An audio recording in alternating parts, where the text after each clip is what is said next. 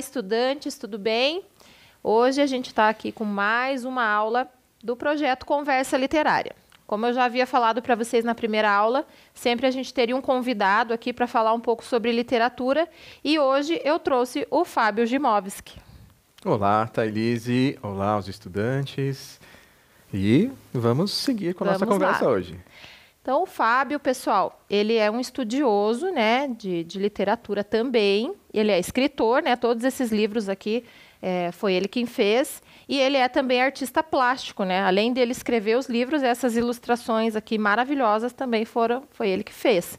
Então, a gente vai falar um pouco sobre o processo de criação desses livros. O Fábio fez uma vivência numa tribo indígena e ele vai contar um pouco dessa experiência para vocês, que vai ser bem enriquecedora. Então, vamos lá, que o nosso tema de hoje é uma conversa na floresta. Para isso, eu vou pedir que vocês separem caneta e caderno para fazer as anotações necessárias nessa aula.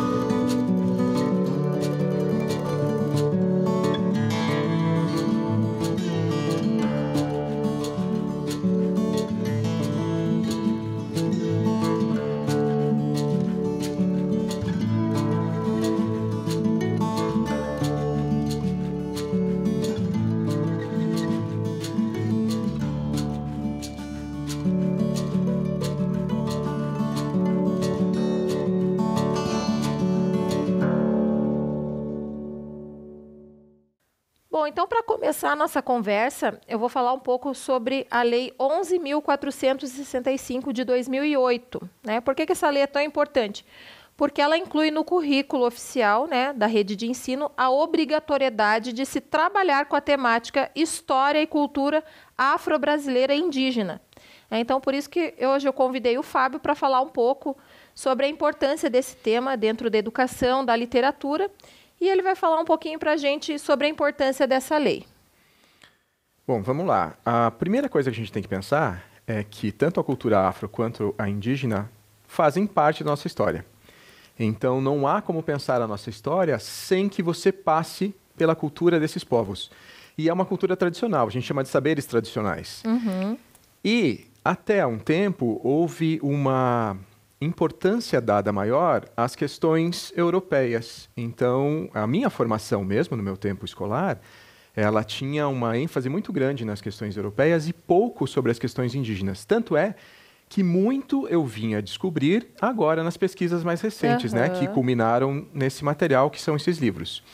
Então, essas pesquisas me levaram a descobrir uma riqueza imensa que até então nos era desconhecida e é desconhecida de boa parte dos brasileiros. Nos é negada, né? Na verdade, dentro do nosso currículo tradicional, nós não aprendemos, né, sobre essas culturas da forma como deveria.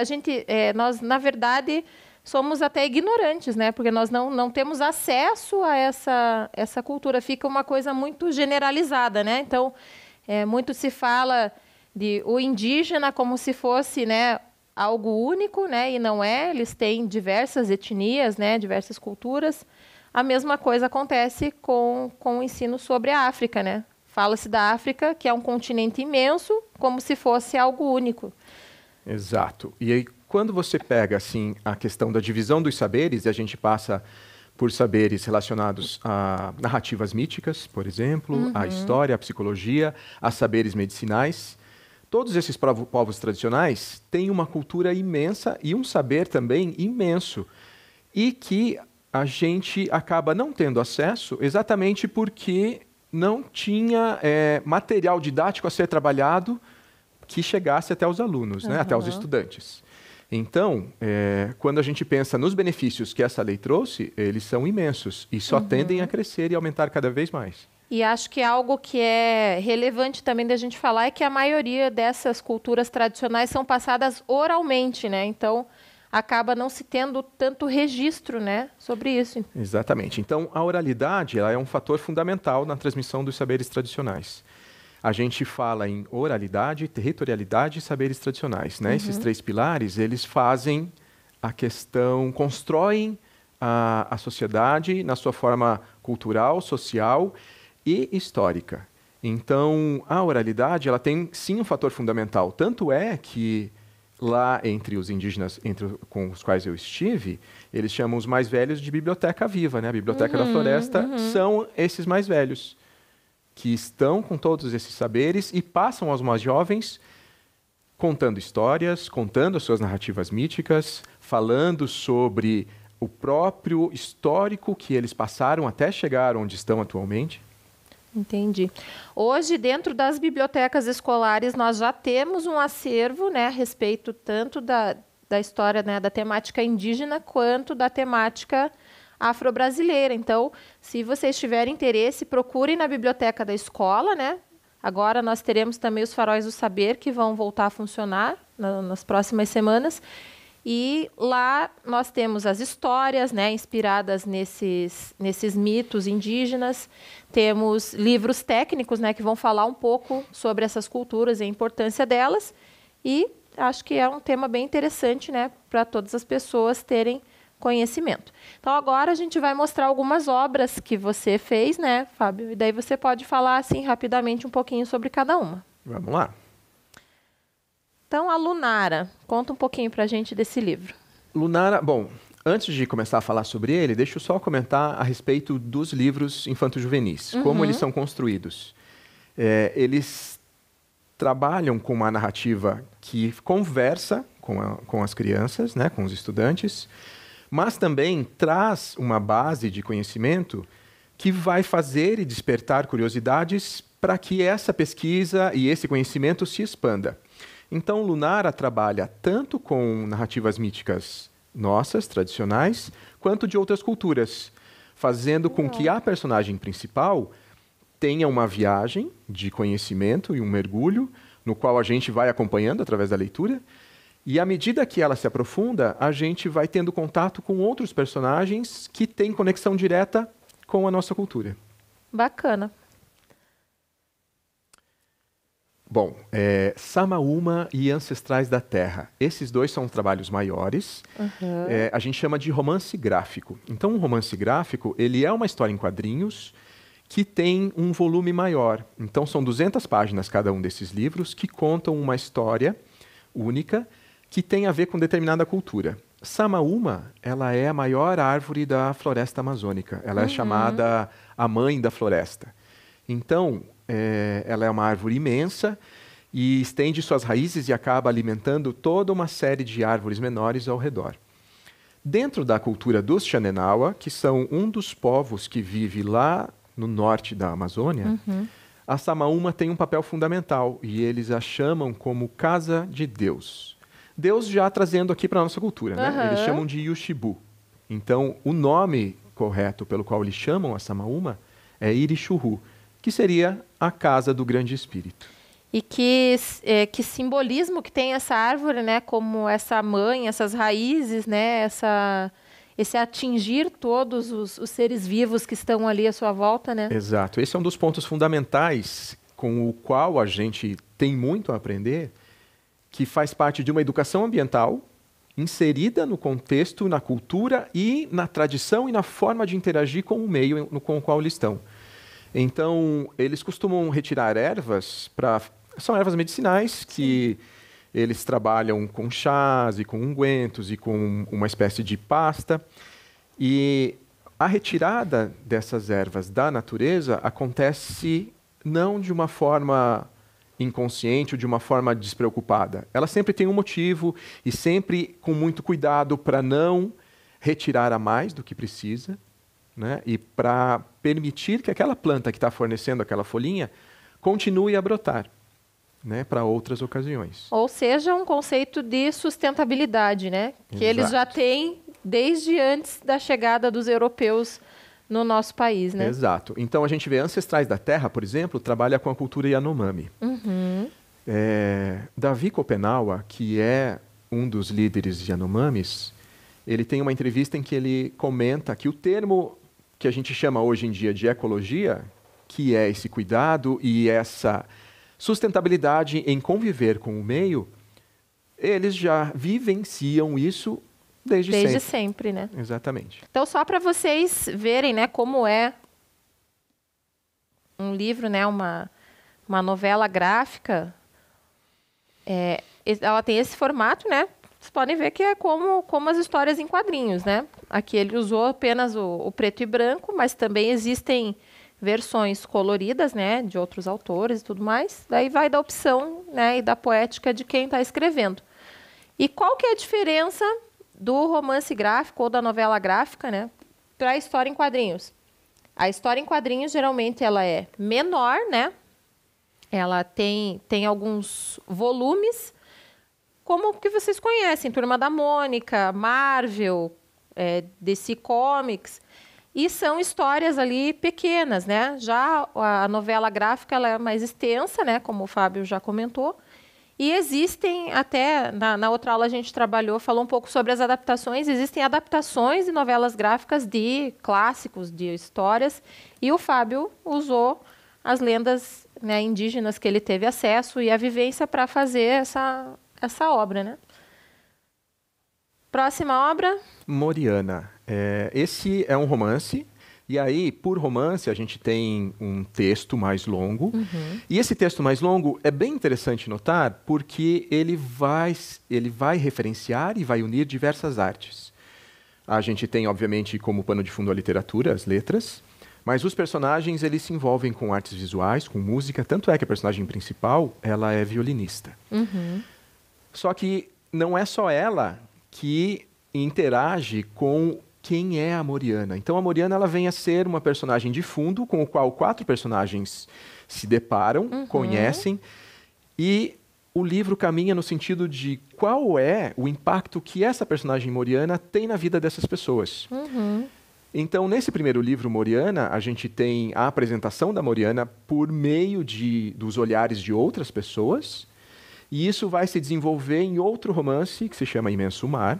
E aí, em Imenso Mar, a gente tem a própria Moriana relatando sua história. Ah, bacana. E aí, quando a gente entra no personagem da Moriana relatando sua história, começa a ter uma junção com as histórias indígenas, porque a gente retorna no tempo e volta ao descobrimento do Brasil, com as primeiras caravelas chegando, com a Moriana vivenciando esse período, e aí, obviamente, tem a história se desenrolando que pega ganchos históricos, porque quando Pedro Álvares Cabral veio para o Brasil, uma das caravelas se perdeu no meio do caminho. E, obviamente, ninguém ficou sabendo onde ela estava.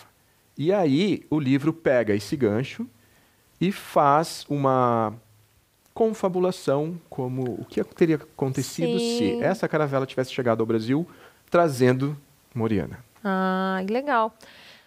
Na outra aula a gente viu um pouco também, né, sobre alguns fatores históricos, né? A gente até comentou que dentro do livro Mulherzinhas tem a Guerra Civil Americana e tal. Então, é bacana esses ganchos dentro dos livros dessa pegada histórica, né? Acho que dá a gente abre para a imaginação, mas também nos faz pensar, né, sobre algumas possibilidades. E essas histórias, né, da chegada dos portugueses ao Brasil sempre foram vistos apenas pela narrativa europeia, né? Nunca pela narrativa dos que já estavam aqui. Exato. E aí esse é o ponto principal, né? A gente tem a narrativa por quem estava aqui. Os outros livros, de certa forma, sempre abordam, né, questões históricas. Então, em Moriana, a gente tem um trecho do livro se passando em Antonina. E aí, nesse município, que também faz parte da nossa história, a gente tem o Teatro Municipal, inclusive com passagens de Santos Dumont, pelo Teatro de Antonina. E isso é relatado no livro e mergulhado, ou seja, a história se apropria desses fatos históricos para tecer narrativas paralelas que fazem com que a nossa curiosidade seja despertada, né, capturada, encantada. Legal, Fábio. O Mama, ele é uma derivação do Ancestrais da Terra. Então, enquanto em Ancestrais da Terra a gente tem todo um foco nas narrativas míticas dos Yanomami, a gente tem o Mama, uma versão mais curta que trabalha com os dois seres principais criadores. Então, a gente tem Yomama e Yoase, que são dois irmãos gêmeos, responsáveis pela criação da floresta e dos seres humanos. Legal.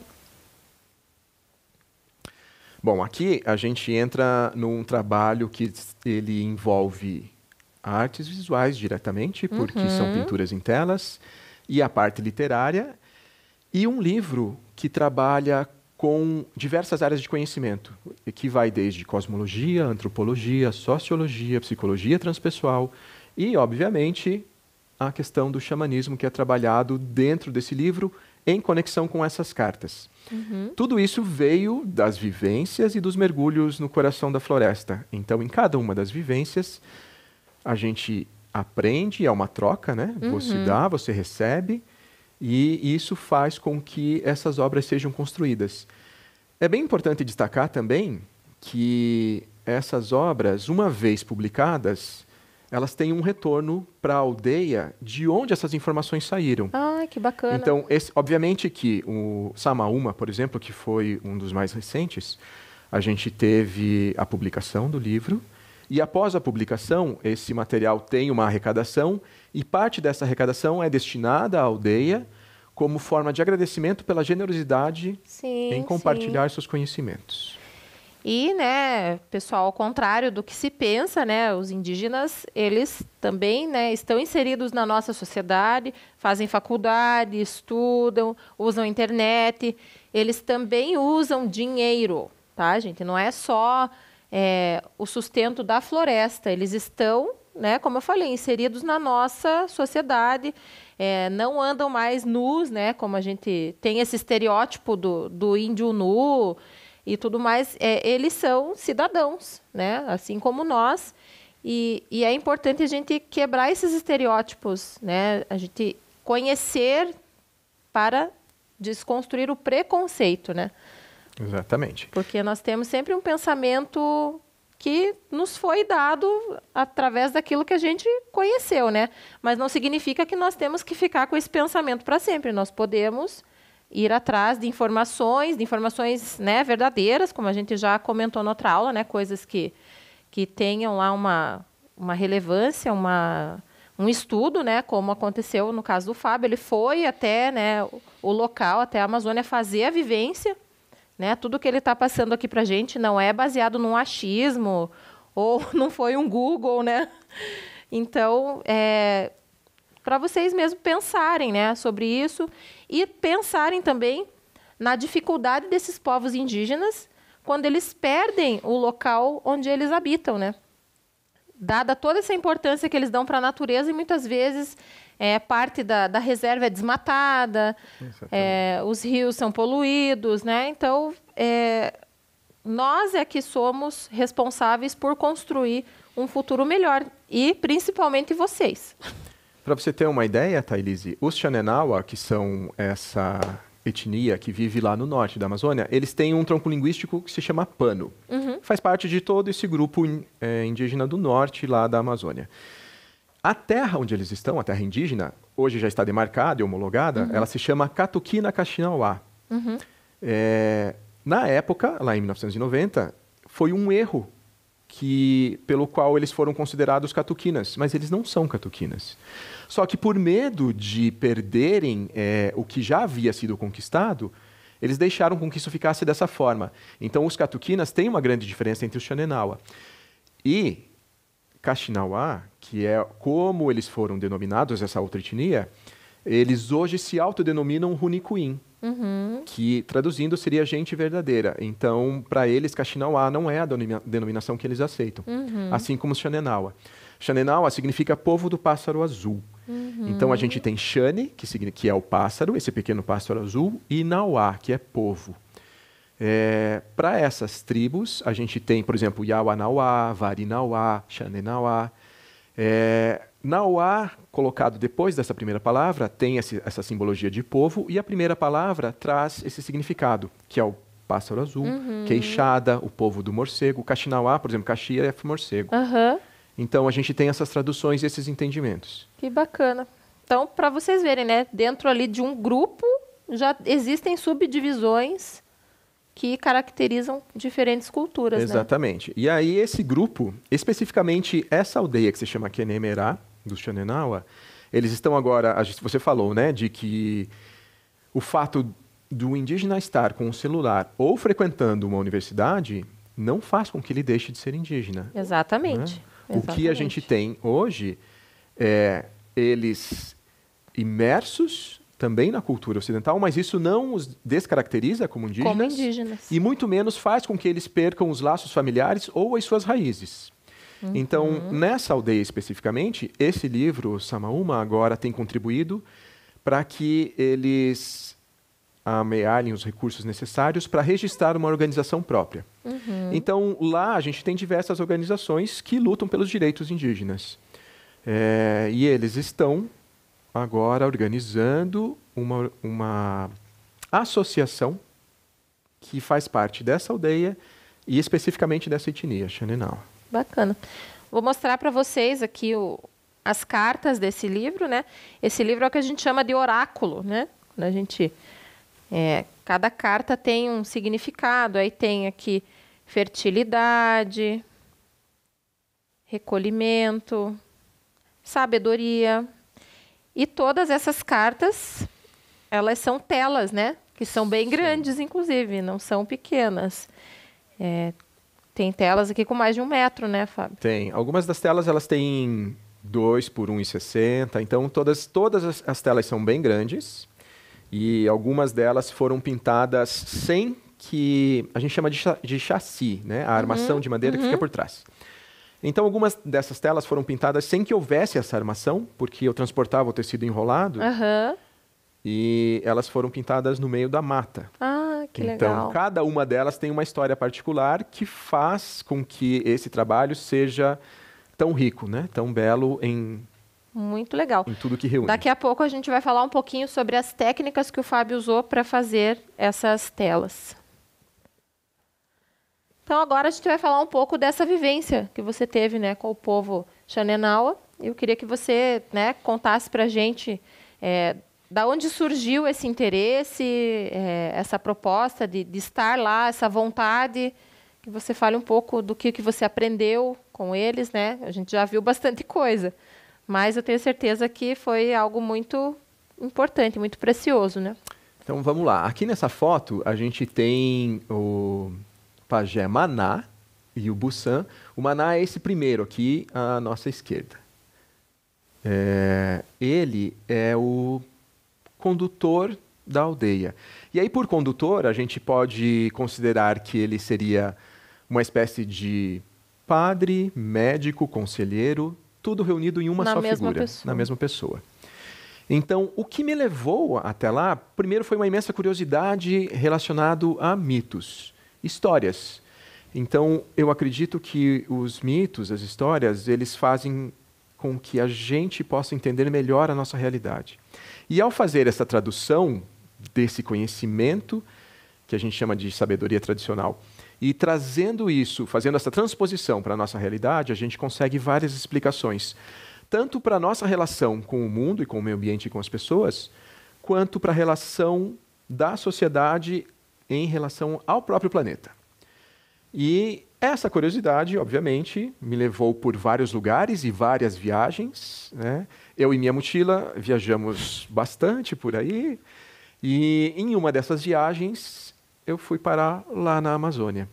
Obviamente que eu já tinha uma curiosidade bem grande para conhecer a samaúma, que é essa árvore gigantesca. E a samaúma, ela, por toda essa simbologia que ela carrega em si, ela já trazia um encantamento muito grande para mim. E foi um dos principais motivos que me levou até lá. Como eu tinha sempre essa curiosidade muito grande e de perguntar e conversar e saber exatamente o que estava acontecendo, isso naturalmente desembocou nas perguntas que me levaram, obviamente, à consecução desse livro, né, e desses outros materiais. E como você foi recebido por esse povo? Bom, a gente tem diferentes níveis de recepção, eu diria. Existe uma primeira recepção que é o seu primeiro contato com a aldeia, que é... Hoje, as aldeias, elas abrem espaço para receber turistas que passam tempo lá de uma semana, alguns dias, para alguma vivência determinada. Então, essas pessoas chegam, existe um roteiro pré-determinado, elas vivenciam a cultura, vivenciam o dia a dia e depois retornam para suas casas, né? A partir desse primeiro contato, você começa a desenvolver outros contatos se houver o interesse. E é nesses outros contatos em que laços de amizade vão sendo formados. E a partir desses laços de amizade que vão se estreitando, essas informações vão sendo, essas histórias vão sendo contadas. E o mais importante, não só sendo contadas, mas você recebe uma permissão para que você possa transpor esse conhecimento para esse livro ou para outra sociedade, para a pele de papel, como eles chamam, né? Isso é muito importante comentar, porque a gente não pode chegar lá e retirar algo, né? É preciso que tenha uma aceitação, são eles que estão contando. Então, até que a gente chegasse a esse ponto em que houve o convite, houve a permissão e houve essa aceitação, esses laços de amizade precisam ser cada vez mais estreitados para que se torne algo natural. Bom, aqui a gente tem os dois, eles são irmãos, hoje são eles que estão à frente, né, dessa aldeia Kenemerá, tanto o Bussan quanto o Maná. O pai deles faleceu há pouco tempo, então eles já vinham sendo preparados para se tornarem tanto líderes. O cacique quanto o pajé, os líderes, né? E qual é a diferença de cacique e pajé? Explica a gente pode considerar que um é o líder político e o outro líder espiritual. Ah, bacana. Essa seria Não sabia a diferença. A principal diferença. Qual é qual? E tem uma diferença que eu vim a descobrir depois também, que muitas vezes a gente fala assim, o pajé, o pajé, o pajé, mas existem diversas especialidades do pajé. Então a gente tem aquele que é especialista no preparado de ervas, aquele que é especialista em picadas de cobra, aquele que é especialista no aconselhamento, nas relações entre as pessoas. Então, e tem aqueles que reúnem todas essas habilidades. Mas eles têm como se fosse uma escolinha de formação para pajés. Então, isso é identificado nas crianças, esse interesse. E à medida que as crianças vão demonstrando esse interesse, ele vai sendo alimentado para que isso mais tarde seja trabalhado na medida em que aconteça essa formação. Algo muito avançado, né? Que nós não temos na nossa sociedade, né? Nós não temos formação de líderes, né? Exatamente. Dentro da nossa escolarização, da nossa sociedade mesmo, né? Quando uma pessoa chega a um cargo de liderança, foi porque ela passou por um processo que ela traçou depois da vida adulta, né? Geralmente. É muito difícil que alguém, já desde criança, né, seja preparado dessa forma. E qual é o líder político e qual é o líder espiritual? O pajé é qual? O pajé é o líder espiritual, né? E o cacique é o líder político. Exato. Legal. Aqui a gente está no Rio Envira. Então, como faz para chegar lá nessa aldeia? Primeiro um voo até Rio Branco, no Acre. Chegando no aeroporto, a gente pega um ônibus e aí tem mais umas 6, 7 horas de estrada dentro do ônibus até chegar à cidadezinha de Feijó. Feijó, aliás, se não me engano, é quase que uma capital do açaí. Eles têm um festival do açaí muito grande lá. E aí, Feijó está às margens desse rio Envira. Mas Feijó ainda é Acre ou já é Amazonas? Não, é Acre. Ainda é Acre. Isso. Aí a gente pega esse barco e aí são mais algumas horas navegando rio adentro até chegar à aldeia. Essa aldeia, então, é no Acre? É no Acre. Floresta amazônica, porém, no estado do Acre. Exatamente. Porque a gente pensa, né, Amazônia, Amazonas, mas não, né? A floresta amazônica se estende além do estado do Amazonas. Né? A gente tem o que chama de Amazônia Legal, que se estende por 9 estados, né? E ainda está no Peru, Bolívia, também tem todo... Verdade, ainda passa para outros países, né? Aqui a gente está observando um dos festivais que eles fazem. A gente pode considerar que é um festival de colheita. Eles chamam de Rau Charahu, que é esse festival tanto de agradecimento quanto de celebração por toda a colheita que aconteceu e para se preparar para o novo tempo que vai chegar, né? E algo que a gente até comentou na aula anterior, né? Os mitos em diferentes culturas, mas com significados semelhantes, né? O rito de agradecimento por uma boa colheita, pelo fechamento de um ciclo, não é exclusivo dos indígenas, né? Existem diversas culturas que celebram e, inclusive, muitas festas ocidentais, né, foram incorporadas de festivais, né, que não eram cristãos, né, que eram pagãos, né, que a gente fala. Mas antes de Cristo já haviam, né, esses agradecimentos, essas festas. Sobre esse ponto especificamente, e a gente está falando aí de festas e rituais e celebrações, cada cultura tem a sua devoção, a sua crença, a sua forma de se expressar. E por que existem tantos pontos em comuns entre essas culturas? Aí é que vem a questão do que a gente trabalha mais em profundidade, que são os arquétipos. Então, os arquétipos eles estão presentes em todas as culturas e não são propriedade de nenhuma cultura, né? Isso, um arquétipo ele faz parte do inconsciente coletivo da humanidade. Então, independente da cultura e da sua posição geográfica no planeta, essa representação, essa compreensão desse arquétipo será muito próxima. Muito legal. Aqui é mais um momento, né, do mesmo festival. A gente tem as danças, tem uma celebração que eles chamam de Mariri, que tem a ver com essa dança em roda. São cantadas muitas canções tradicionais. E isso é algo também que o livro Samaúma traz, quando ele aborda essa questão dos roteiros ali que levam até as cerimônias e as celebrações. A gente tem, nesse trabalho do Samaúma, algumas transcrições, tanto das letras das músicas, quanto, ao final do livro, um glossário para que a gente compreenda de onde vieram algumas palavras e exatamente o que elas significam. E algumas palavras que foram incorporadas ao nosso português, né, também. Exatamente. Aqui a gente tem o tronco da Samaúma, uma visão de baixo para cima. A Samaúma é uma das árvores mais altas, né? A gente fala da copa da floresta, então ela tem uma altura média de 40 metros, e as samaúmas elas costumam ultrapassar essa copa, chegando a 60, 70 metros de altura. Nossa, elas são muito altas, então, né? Aqui também uma foto é a mesma árvore? Isso, mais um detalhe do tronco.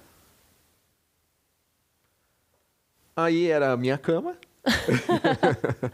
A gente dorme em redes. Obviamente que nesse espaço onde eu estava, era um espaço comum, né? É um espaço coletivo. É um espaço coletivo, mas não é um espaço coletivo de uso contínuo. Cada família tem sua casa, cada família tem a sua separação, e aí dentro desse espaço coletivo é onde eu, como visitante, ficava. E aqui uma foto das raízes da Samaúma. Aqui a gente tem a noção da dimensão da árvore, né? É importante falar que essa não é uma das maiores, né, árvores. A gente tem exemplares maiores. Tem uma, inclusive, que está em Santarém, que é gigantesca. E, obviamente, que essa também é, né? E é realmente impressionante o tamanho das raízes e a extensão delas. Então, o diâmetro visível, a partir de onde eu estava, era de cerca de 30 metros, até que elas começassem a se aprofundar na terra. Bom, para encerrar a nossa aula, então, a gente vai fazer uma vivência, né? Porque todos esses livros, eles têm um grau de imersão muito grande. Então, a gente vai falar um pouco sobre Um Conto da Floresta, que é um livro também, é infanto-juvenil, né? E o Fábio vai contar um pouco para a gente dessa história, que é muito bonita. Eu gosto bastante. E vai falar um pouco do que inspirou ele a fazer essa obra. Então vamos lá. A gente tem essa obra que se chama Um Conto de Floresta e ela parte do princípio que a Samaúma é essa casa, essa grande mãe da floresta. E a partir desse movimento, a Samaúma existia, a partir de uma das lendas, obviamente, a Samaúma existia como único ser nesse grande espaço. E em conversa com rios e com as nuvens, ela dá início a uma primeira criança que se chama Tamani. Essa primeira criança, ela nasce nesse berço, nesse ninho de raízes e nuvens, feito pela grande Samaúma. Essa personagem, ela começa a se movimentar e a dançar e ter mais sonhos e sonhos com outras criações. E a partir desses sonhos, que ela interage com a grande Samaúma e faz com que esses sonhos comecem a se tornar realidade, dando início a um grande movimento de criação de plantas, árvores e outros animais. Nesse momento, a gente pode ver que é o momento dos sonhos da Tamani, em que ela tem os sonhos e esses sonhos escorrem pelos cabelos e se misturam com as raízes da grande Samaúma, para dar início a toda a criação da fauna e flora. E aí a gente tem um movimento em que são criadas araras vermelhas, onças pintadas, jabutis, jacarés, botos, antas e toda uma série de animais que fazem parte da fauna exato. amazônica, né? Bom, não são só os animais e as árvores, as aves e os peixes que faziam parte dessa criação, porque o céu continuava vazio. E na medida em que o céu continuava vazio, o dia e a noite ainda não existiam. E é o momento em que Tamani conversa com a grande Samaúma e diz que sente falta de alguma coisa, mas ela não sabe o que é. E aí é nesse momento que a grande Samaúma cria o ser Sol e o ser Lua. E aqui são representados como pessoas, porque dentro da cultura amazônica e dessas etnias, eles são pensados como seres pessoas. Humanos. Aqui é um momento em que o ser Sol, ele faz, já criado, ele se estabelece e ele tem uma jornada que inicia com o nascer do Sol e ao entardecer é o momento em que ele dorme, para que a Lua desperte. Então aqui é um momento em que ele está desperto e participando desse movimento todo de criação. Bem, aqui tem um vídeo, pessoal, que vocês vão perceber ali um pouco do processo de criação, né, das ilustrações.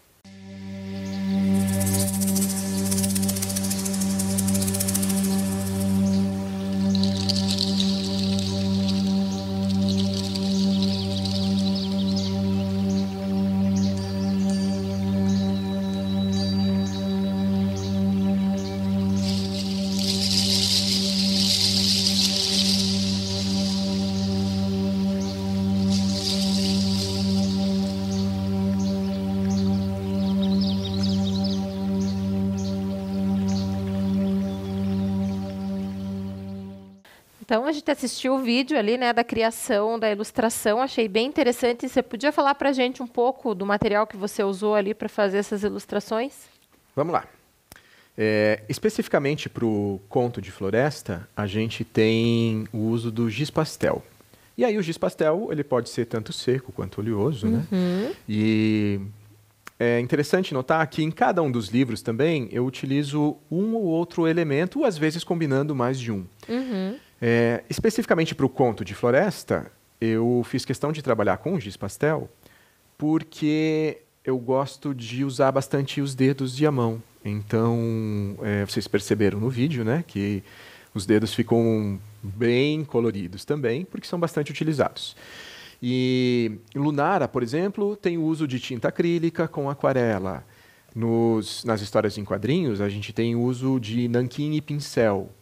Então, cada um dos livros, a gente tem uma técnica diferente sendo utilizada, e na medida em que os desenhos e as narrativas vão se construindo, as técnicas podem ir se alterando.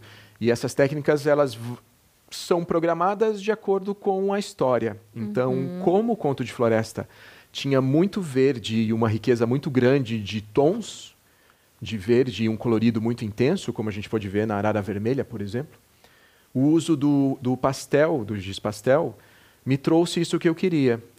Para alguns livros, a aquarela, por exemplo, funciona muito bem.